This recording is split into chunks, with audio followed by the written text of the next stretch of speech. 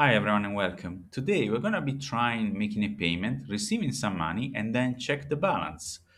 Although probably today you wouldn't be required to code along with me, if you want to do it, you need to create a new folder and then you need to copy the example that we created for the previous class into the new folder. Let's get started. In the class block, we have this new property now, and this represents the financial event which is connected to this block. So it can be user doing some mining, it can be a payment, it can be money to be received, and so on. Also, as you can see, we also modify this function over here because we are now including this new property. So now we know that these blocks are going to be storing details about financial events. So we need to define these events. We need to create a class which is going to tell us the amount that is being paid and then the address of the person that is making the payment and the address of the person that is receiving this money. Then the blockchain class has to change because now we need an array storing all the pending events waiting for processing. And then the mining logic is going to be changing because it's not just about finding out the new hash. We also need to create a block so we can get paid. Because in this block, we're going to be storing the details of this transaction so that when we are successful, we can get paid. So we create a block, we create a pending events, which means that who's paying? Well, nobody is paying. That's the address of the person that is paying, but we are mining, so there is no actual address of the person that is making the payment. But we need to specify the address that is receiving the money, so it will be ourselves, and then the amount that we're receiving, which is one, because we just mine one block, right? And then we push the block inside the chain. So we have this method over here, which is going to processing all pending events. We can create an event, and that's for the balance. So that's easy because we are going through all blocks, and then we need to make sure that we check whether we are in here getting paid or we are paying somebody.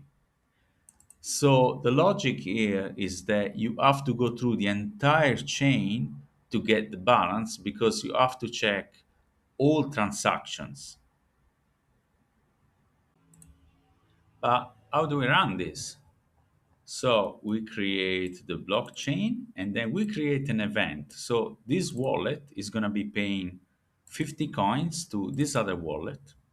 And then we try to print the balance, but it's going to stay zero. Why? Well, because as you can remember, the transaction is going to stay pending until it's stored into a block.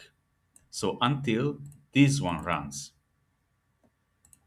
Again, we create another transaction where this wallet is paying 40 coins to this other wallet.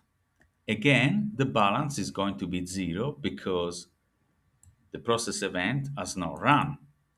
Now we are doing some mining, and now this mining process is going to be printing something because, as you can see here, in the mining, we are actually creating the block, but we're going to see what is going to happen here.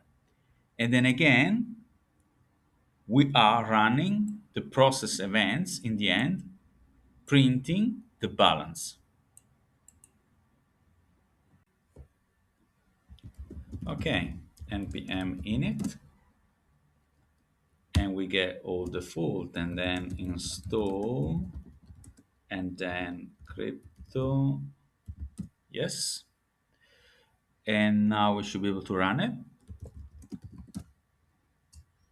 Okay, so we pay 50, the balance is still zero, while it should be minus 50. We receive 14 coins when it should be minus 36 but still zero. Now we are mining something, and finally we get the minus 36, which is due to these two transactions over here. But we are not getting this coin because the total here should be minus 35. So now we are processing all pending events and we finally get the correct balance. And what this means is that when you're debugging these sort of systems, you might have to wait very long time because you might have a bunch of transactions that only exist in memory, but until they get committed into an actual block, they do not exist for the system. And more importantly, to retrieve the balance of your wallet, you have to download the entire blockchain.